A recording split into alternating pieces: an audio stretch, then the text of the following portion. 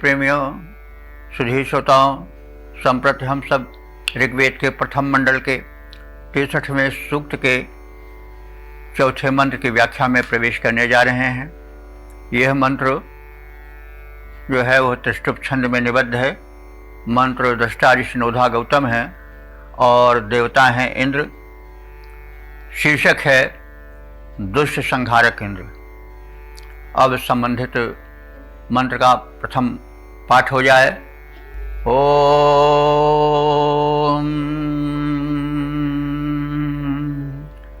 त्वं हत्यदिन्द्र चोदीह सखा वृत्रं यद वज्रिन् वृषिकर्मन्नुभ्नाः यद्ध शूर वृषमणः पराचैर्विर्दस्युर्योनावकृतो वृथा शाट। शब्दार्थ जाने। वृषिकर्मन इंद्र का यह संबोधन है। हे इंद्र, तुम वृषिकर्मन हो, यानी वृष्टि के कर्ता हो। वृष्टि कर्म तुम्हारे द्वारा संपादित होता है। और वृषमणः, अब वृष का अर्थ होता है कि कामनाओं की वर्षा करने वाले हो। मतलब जो तुम्हारे उपासक हैं, सज्जन हैं, उनकी प्रत्येक कामना को पूरी करते हो, और पूरी नहीं करते उसकी वर्षा कर देते हो, यानी व्यापक रूप से प्रदान करते हो। वृष माने बलवान भी होता है, वृष माने वर्षा भी होता है। तो तुम परम बलवान हो और मनोरथों के वर्षक हो, परिपूरक हो। और कैसे हो? वज्रधर, वज्र को धारण करने वाले हो। अस्त्र बड़ा आवश्यक है और अस्त्र होना चाहिए। अस्त्र जैसे शत्रु हो ऐसे अस्त्र भी हो। तो हमें यदि बाहरी शत्रुओं से सामना करना तो भी अस्त्र रखें, भीतरी शत्रुओं से सामना करना हो तो भी अस्त्र रखें। भीतरी शत्रु काम क्रोध के लिए उनके विपरीत दया, क्षमा, शौर्य ये होना चाहिए। हर जगह ये संदेश दे रहा है ऋषि कि शत्रुओं को पहचानो और शत्रुओं के हिसाब से अस्त्र धारण करो। क्षमा खंग करे यस्य दुर्जन किम करिष्यति। एक ये भी है जिसके हाथ में क्षमा रूपी तलवार है, उसका दुर्जन क्या कर सकेगा, है नहीं? ऐसा होता है। एक कथन है कि संभवतः महात्मा बुद्ध के विषय में है कि उनका प्रतिरोधी जो था वो उनको गाली देता रहता था। हर प्रत्येक के शत्रु होते हैं, तो अंत में उनको गाली सुनावे तो वो कुछ बोले ही नहीं। तो बोला कि तुम तो बड़े निघर घट्ट हो, बेशर्म हो, तुम्हें कुछ असर ही नहीं करता है, हमारी गाली, बड़े बेशर्म आदमी हो। तो उन्होंने कहा भाई तुम्हारी गाली तुम्हारे पास, तुमने दिया, हमने उसे नहीं लिया। तो कोई चीज़ किसी को दे और रोना ले तो उसी का अपमान होता है। तो तुम्हारी गाली तुम्हारे पास, तुम्हें मुबारक, हम तुम्हारी गाली नहीं ले रहे हैं, नहीं स्वीकार कर रहे हैं। तो अब वो मुझसे वो लज्जित हो गया। तो कहने के मतलब केवल तलवार से ही नहीं किसी को पराजित किया जाता। जैसा अवसर हो वैसा अस्त्र होता है। अस्त्र क्षमा का भी होता है, अस्त्र प्रेम का भी होता है। अस्त्र भांति भांति के होते हैं, केवल प्रहारक अस्त्र ही अस्त्र नहीं, ये ध्यान रखना चाहिए। और कब किसका प्रयोग हो इसे भी ध्यान रखना चाहिए। कृष्ण का चरित्र इसका सबसे बड़ा उदाहरण है। कृष्ण कभी कभी रण छोड़ भी देते थे, सदैव भीड़ ही नहीं जाते थे, कभी कुछ तो ऐसे ही ये महापुरुष जो है वो जीवन की एक शिक्षा देते हैं। तो खैर ये तो हमने प्रसंग में कह दिया, आप सब तो जानते ही हैं। और थोड़ा अब ये कथा का आनंद है कि कभी कभी थोड़ा उसमें कुछ जोड़ दिया जाए तो बात ज़रा हृदय में ज़्यादा बैठ जाती है। तो हे इंद्र, तुम परम पराक्रमी हो, तुम मनोरथों की वर्षा करने वाले हो, तुम इस वृष्टि के भी आधार हो, और यह सब होते हुए तुम वज्रधर हो, अपने अस्त्र वज्र को धारण करते हो। और जब वृत्रम उभना, जब वृत्त माने घेरा डालने वाले शत्रु, वृत्तासुर अथवा अन्य प्रकार के शत्रु जो हमारे चारों ओर से घेरे हुए हैं, वो जब घेर लेते हैं तब तुम उनको क्या करते हो, उभनाह मार डालते हो, यानी उनको नष्ट कर डालते हो तरह तरह से। तो जो हमने अभी एक संकेत इसलिए किया कि नाश केवल हथियार से ही नहीं होता है, उसके लिए अलग अलग अस्त्र होते हैं।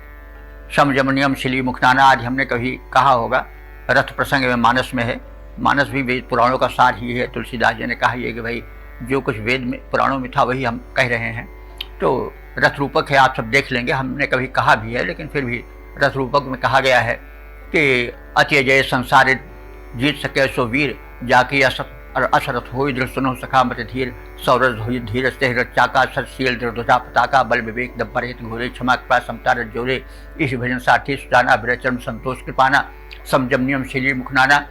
तो इस तरह से अस्त्र शस्त्र जो है, वो जो विभीषण धीर हुआ तो उन्होंने कहा देखो भैया केवल धनुष बाण ही अस्त्र नहीं है, और रथ वही नहीं है जो कि चढ़ करके दौड़ा जाता है, वो रथ दूसरा ही है।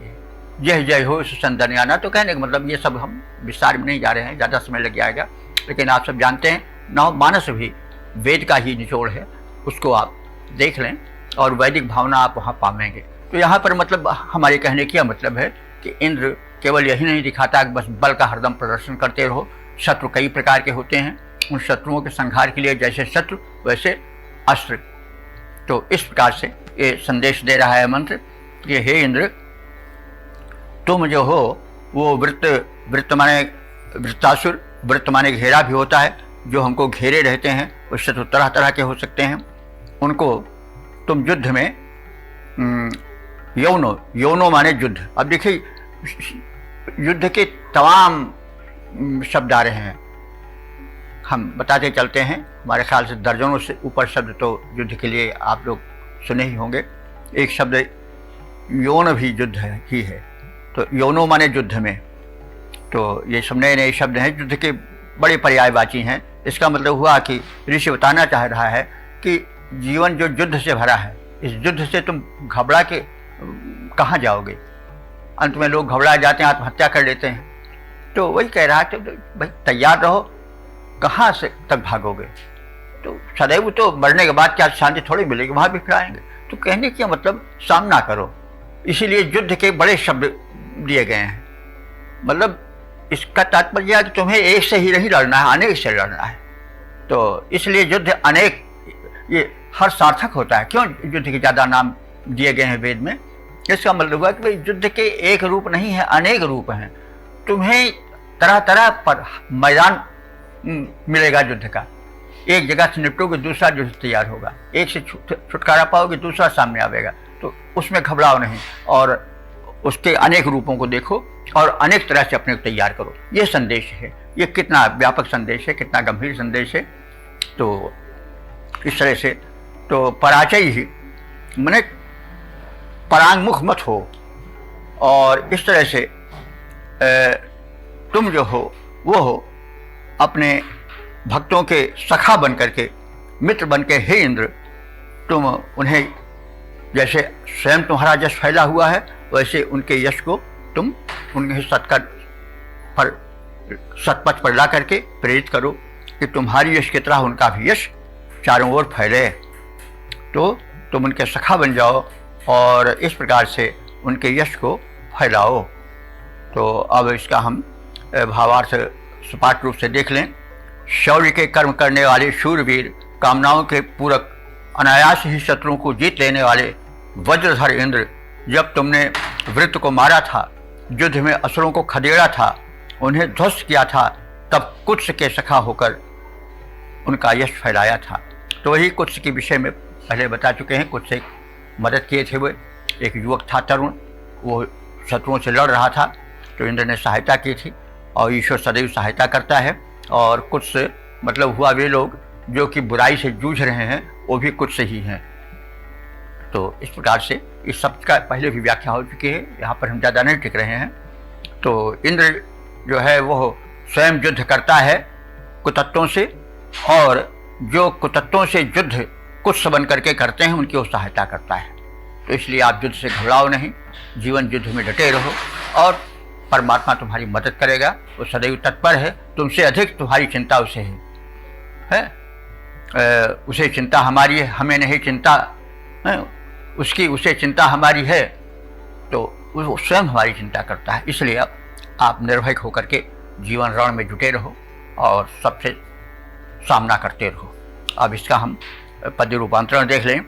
इंद्र तुम परम पराक्रमी हो, शूरवीर अनायास शत्रुओं को जीते लेने वाले हो, सज्जनों के प्रतिपालक, काल दुष्ट दस्युओं के घोर वैरियों के छक्के छुड़ा देने वाले हो, वृत्त को थे मारे, असुरों को थे बिदारे, और दुष्ट दानवों के दल दल मल डाले हो, कुत्सित जनों से जो कि लोहा लेते, ऐसे कुत्सित को सखा बनाए, पूर्ण रूप से संभाले हो।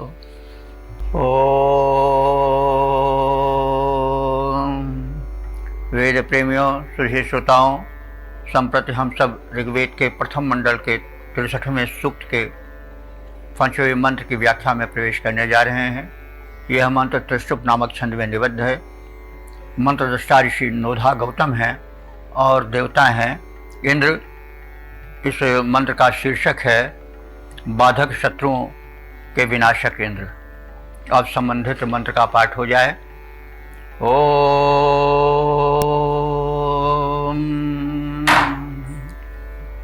त्वं हत्यादिन्द्रारिषण्यन्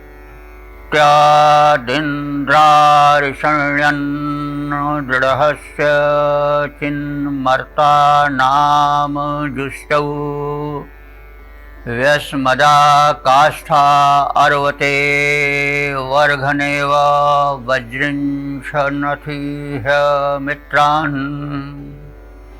शब्दार्थ जाने। वज्रन इंद्र, हे वज्रधर इंद्र, तुम मर्ता नाम अजुष्टौ, वे शत्रु जो मनुष्यों को परास्त कर पस्त कर देते हैं, ऐसे भयंकर शत्रुओं को भी दृढ़ से, उनकी दृढ़ता को नष्ट कर देते हो, और अरिषण्यन माने उनको मार डालते हो। यानी वे शत्रु जो को मनुष्यों के वध के बाहर हैं, इतने प्रबल शक्तिशाली हैं कि मनुष्य उनका सामना नहीं कर सकते, ऐसे मानवता के शत्रुओं को तुम क्षण मात्र में मसल देते हो। ये तुम्हारी शक्ति है। अमित्रान माने जो मित्र नहीं है अर्थात शत्रु हैं, उनको तुम कैसे नष्ट करते हो? घना इव, घन शब्द प्रचलित है। घन वो एक लोहे का बना हुआ पिंड होता है जिससे लोहार लोहे को पीटता है, उसको अपने हिसाब से ढालता है, टेढ़ा करता है, चौड़ा करता है, आदि आदि। तो घन शब्द प्रचलित है, लोहार का घन।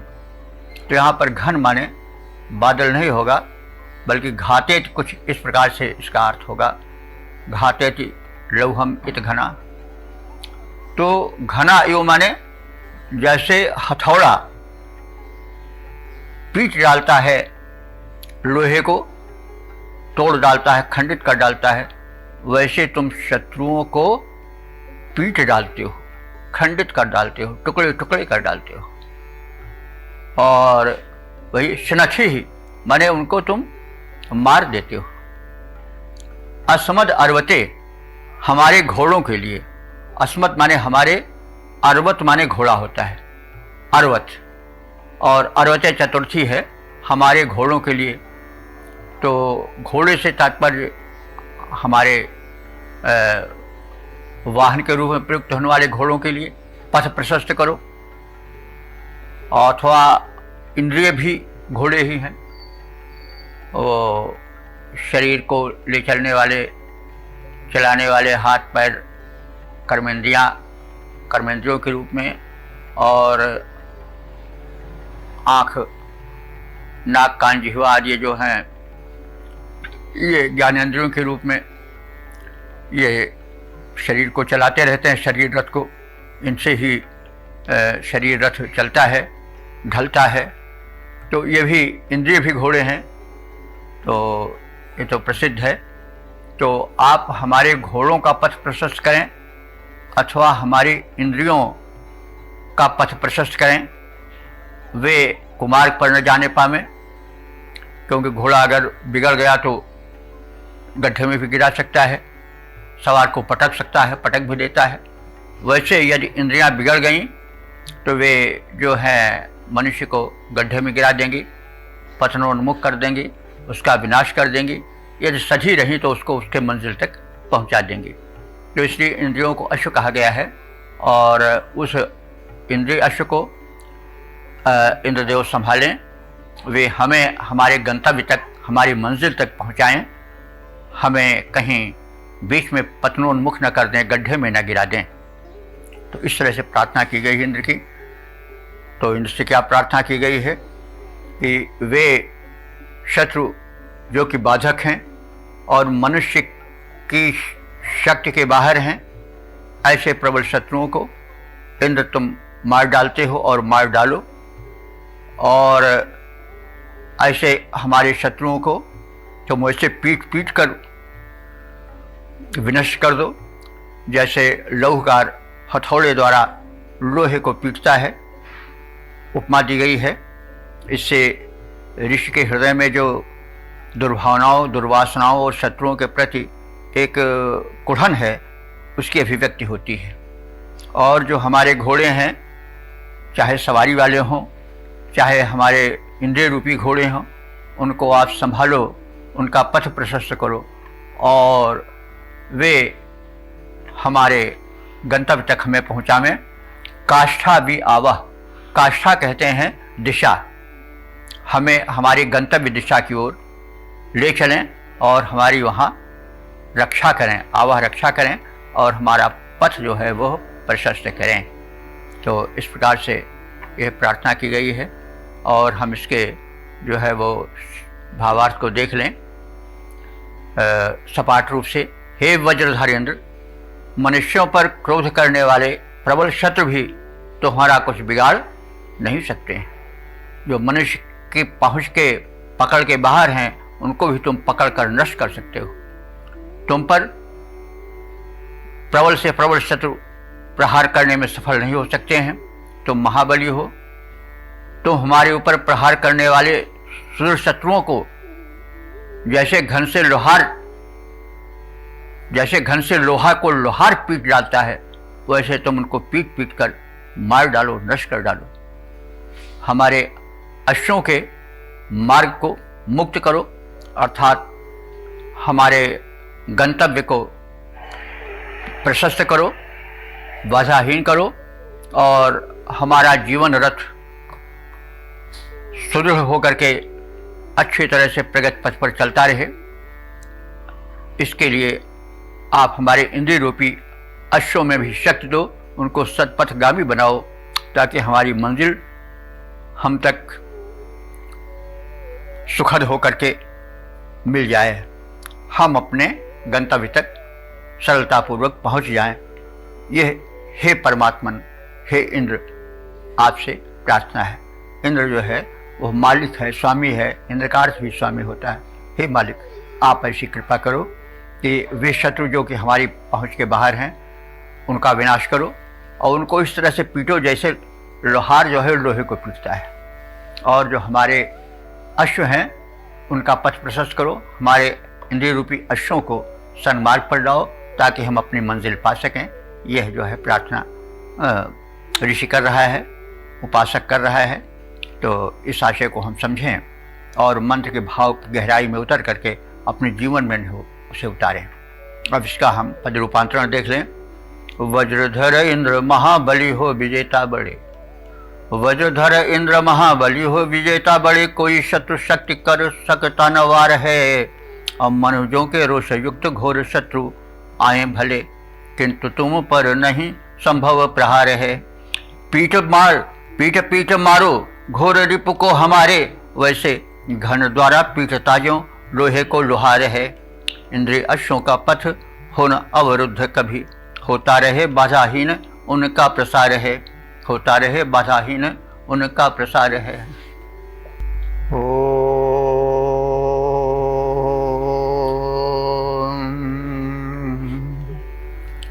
वेद प्रेमियों, सुधे श्रोताओं, संप्रति हम सब ऋग्वेद के प्रथम मंडल के 63वें सूक्त के 6ठे मंत्र की व्याख्या में प्रवेश करने जा रहे हैं।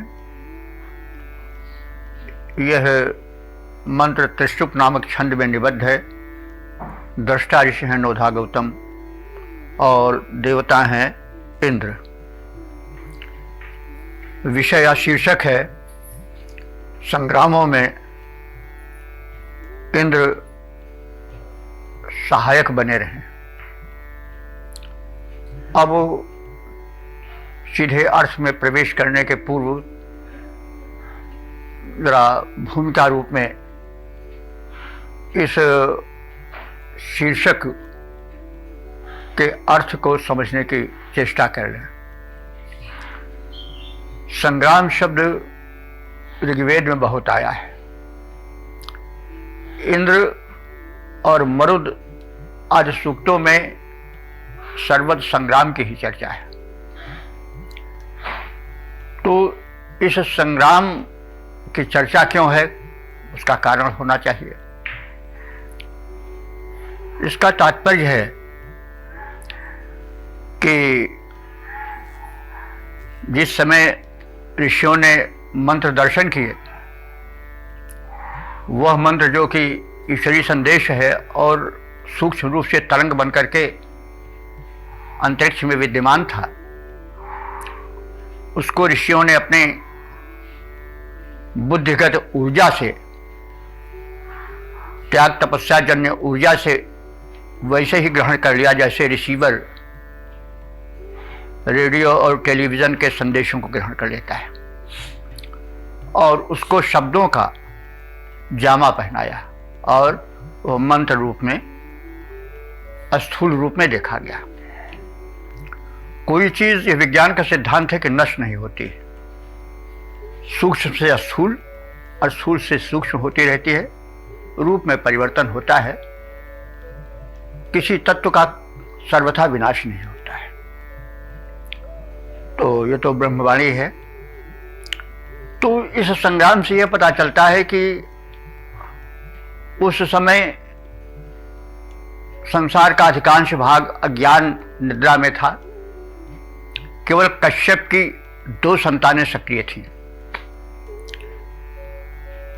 कश्यप ऋषि की दिति और अदिति 2 पत्नियां थी। अदिति से देवता हुए और दिति से दैत्य या असुर हुए।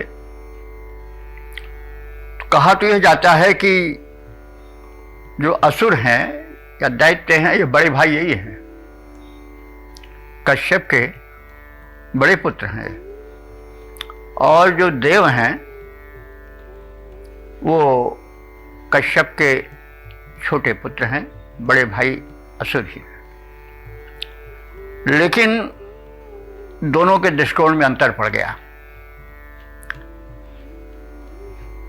तपस्वी तो दोनों थे, लेकिन जो ये आर्य थे, जो देववृंद में आते हैं, इनकी प्रवृत्ति अध्यात्म परक थी।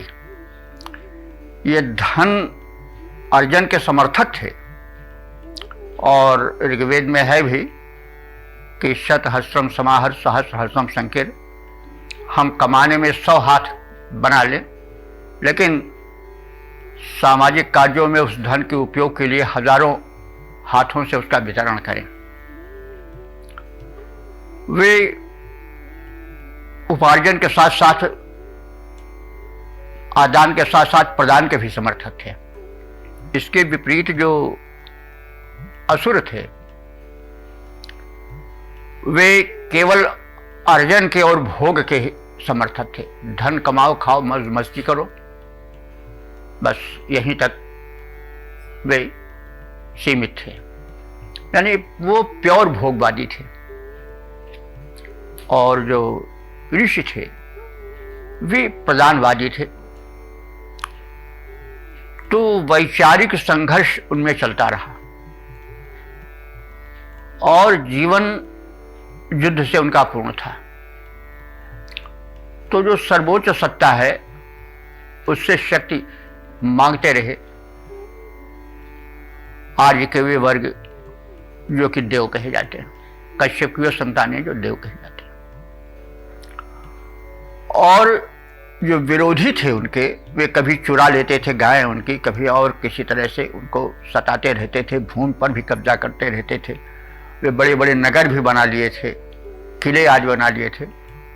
इंद्र से जब युद्ध हुआ, देवताओं से उनसे संघर्ष हुआ, तो पुरंदर रूप धारण करना पड़ा इंद्र को, उनके पुरों को नष्ट करना शुरू किया, बड़ा संघर्ष चला।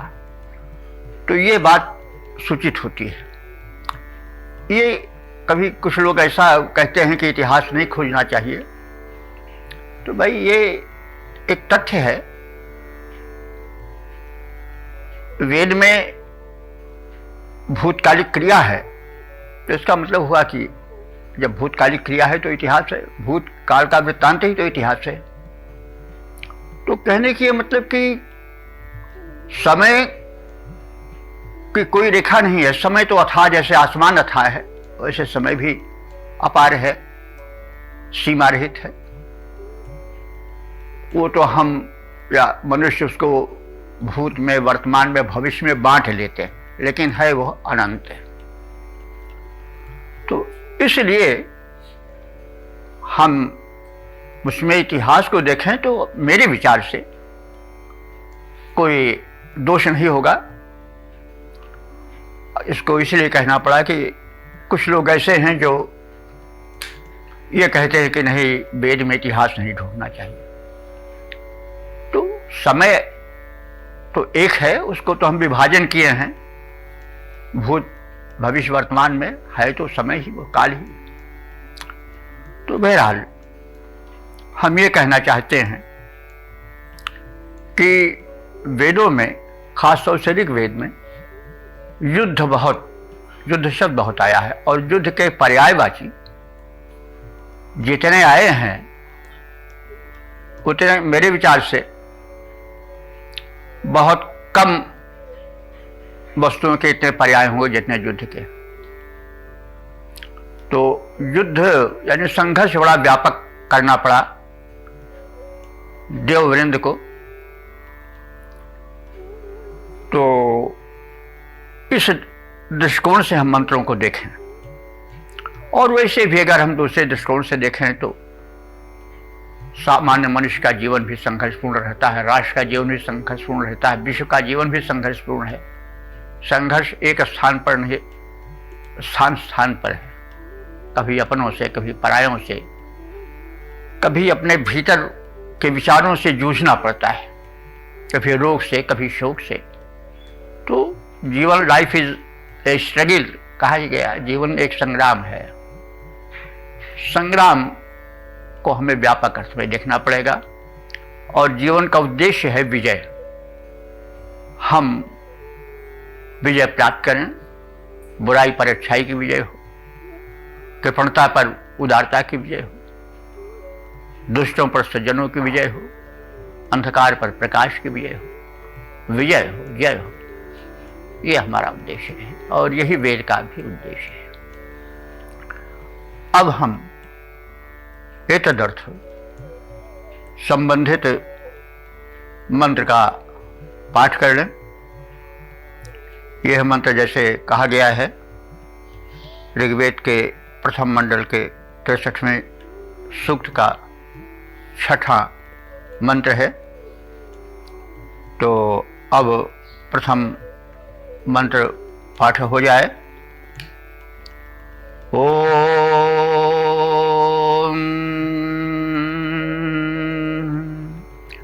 त्वां हत्यजिन्द्राण सातौ स्वरमीडहे नर आजा हवन्ते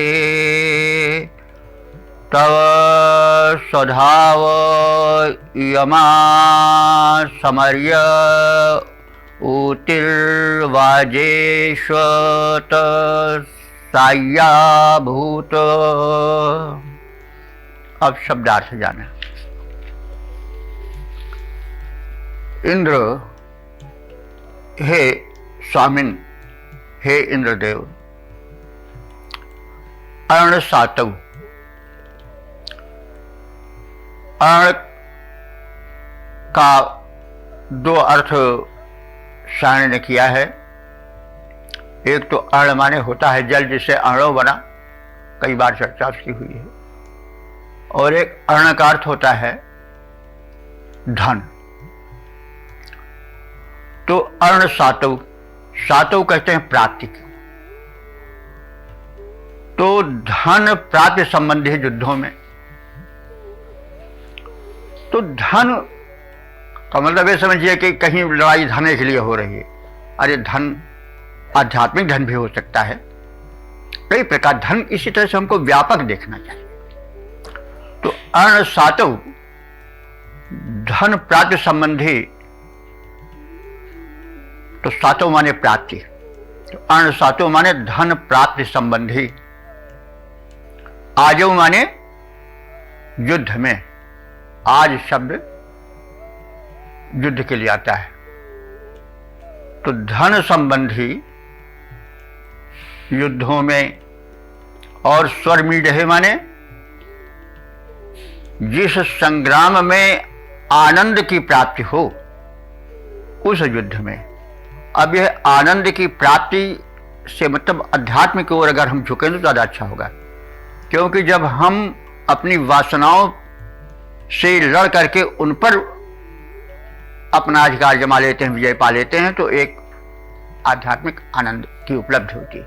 इसलिए ये अर्ण सातव अर्थात धन की प्राप्ति के लिए, और स्वरमीढ़े माने आनंद की प्राप्ति के लिए जो युद्ध होते हैं, उन दोनों युद्धों में। अर्ण के लिए सायण ने यह भी कहा है कि हम अगर जल से जोड़ें तो इंद्रवृत्तासुर जो कि जलावरोधक है, उसका संहार करते हैं, वज्र प्रहार करते हैं उस पर, और मेघों में भरे हुए रुके हुए जल को धरती तक आने देते हैं। तो उस ओर भी हम उसका अर्थ ले जा सकते हैं।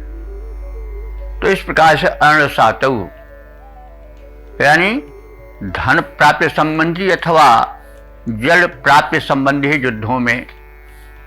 अभी कभी कभी आप सुनते होंगे टीवी पर कि जो तृतीय विश्व युद्ध होगा वो पानी के लिए होगा, क्योंकि जल का बड़ा अभाव होता जा रहा है। तो खैर अर्ण सातव तो धन प्राप्ति संबंधी अथवा जल प्राप्ति संबंधी युद्धों में, और स्वरमीढ़े आध्यात्म संबंधी आनंद की प्राप्ति वाले युद्धों में, आजव युद्ध में। त्यज त्वाम, हे इंद्र, त्यज माने उस, त्वाम माने तुझको, उस तुझको, यानी जो ऐसे अवसरों पर सहायक होते हो, ऐसे तुमको। नरह हवंते, नरह माने लोग, कौन लोग? जो युद्ध में संलग्न हैं, वे हवंते माने बुलाते हैं। आहवंती, हवंते वे तुम्हें बुलाते हैं, आमंत्रित करते हैं, क्योंकि तुम शक्ति के केंद्र हो, और जो सतपथगामी हैं उनके युद्धों में सहायक बनकर आते हो। तो स्वधावः, स्वधावः इंद्र का संबोधन है। स्वधावः माने बलवान, स्वधा अन्न को भी कहा जाता है। तो अन्न धन से युक्त बलवान हे इंद्र, बाजेषु समर्ये। बाज का मुख्य रूप से दो अर्थ चलता है। बाज माने होता है अन्न, उसी से बाजरा आजकल चला हुआ है। पहले वो ककड़ी पथरी ज़मीन में आसान से हो जाता था, इसलिए उसको बाजरा, तो वो बाज पूरे अन्न के लिए हो गया, बाद में एक अन्य विशेष के लिए वो रूढ़ हो गया। तो बाजेश माने अन्नों से संबंधित, अथवा बाज माने होता है शक्ति भी। तो बाजेश समर्य, अच्छा देखिए समर शब्द यहां पर भी आया है, समर्य, समर माने भी युद्ध होता है। तो समर्य युद्ध में, तो बाजेश समर्य माने अन्न धन प्राप्ति संबंधी युद्धों में, अथवा बल प्रदर्शन, बाज माने बल भी होता नहीं, बल प्रदर्शन संबंधी निर्णायक युद्धों में, जबकि फैसला होने वाला होता है कि कौन विजयी होकर खड़ा होगा। तो बाजेश समर्ये अन्न प्राप्ति संबंधी, अन्न धन प्राप्ति संबंधी युद्धों में, अथवा बल की परीक्षा वाले निर्णायक युद्धों में, समरों में तुम्हें लोग बुलाते हैं। अतसाया माने योद्धाओं द्वारा तुम आहूत होते हो, बुलाए जाते हो। और तव यम ऊति, और तुम्हारे आगमन से जो भक्तों को बल मिलता है, वह तव माने तुम्हारी, ऊच माने संरक्षण, ऊच माने रक्षा होता है, संरक्षण होता है, वो तुम्हारी संरक्षण का फल है। आप हमारे बुलावे पर आते हो, विभिन्न युद्धों में हमारी सहायता करते हो, हम साफल्य प्राप्त करते हैं, और ये सब तुम्हारे द्वारा ही प्राप्त कराया जाने वाला साफल्य का परिणाम है। तो अतसाया योद्धाओं को प्राप्त होने वाली विजय, या प्राप्त होने वाला विजय तुम्हारे इस आगमन से, तुम्हारी सहायता से ही संभव हो पाता है। तब यह मूर्ति, यह तुम्हारे संरक्षण का ही फल है। और आभूत माने ऐसा संरक्षण जन्य सफलता वाला लाभ हमको प्राप्त होता रहे, यह आपसे प्रार्थना है। यानी जैसे आप अभी तक हमारी सहायता करते आए हो, वैसे भविष्य में भी हमारी सहायता करते रहो, और हम जीवन युद्ध में विजयी होते रहें। तो यह तो सामान्य शब्दार्थ हुआ। अब भावार्थ को सपाट रूप से जान लें। हे इंद्र, धन प्राप्त कराने वाले सुख वर्षक संग्रामों में योद्धा तुमको ही सहायतार्थ बुलाते हैं। हे बलवान इंद्र, जब बल की परीक्षा होने वाले निर्णायक युद्धों में तुम्हारा आगमन होता है, तो हम संरक्षित होते हैं, और तुम्हारा यह संरक्षण हमें सदैव प्राप्त होता रहे, ऐसी आपसे प्रार्थना है। अब इसका पद्य रूपांतरण देख लें। इंद्रदेव तुम हो समर्थ शक्तिमान वीर, इंद्रदेव तुम हो समर्थ शक्तिमान वीर, करते समर में सहायता प्रदान हो। ऐसे युद्ध जिनमें कि लाभ सुख प्राप्त होते, वीर हैं बुलाते क्योंकि तुम ही प्रधान हो। ऐसे रण जहाँ होता योद्धा का परीक्षण है, वहाँ आओ पौरुष के तुम ही प्रतिष्ठान हो, वहाँ आओ पौरुष के तुम ही प्रतिष्ठान हो। घड़ियाँ निर्णायक जो शक्ति के परीक्षण की, रक्षण तुम्हारा वहाँ मिले यह ध्यान हो। घड़ियाँ निर्णायक जो शक्ति के परीक्षण की, रक्षण तुम्हारा वहाँ मिले यह ध्यान हो।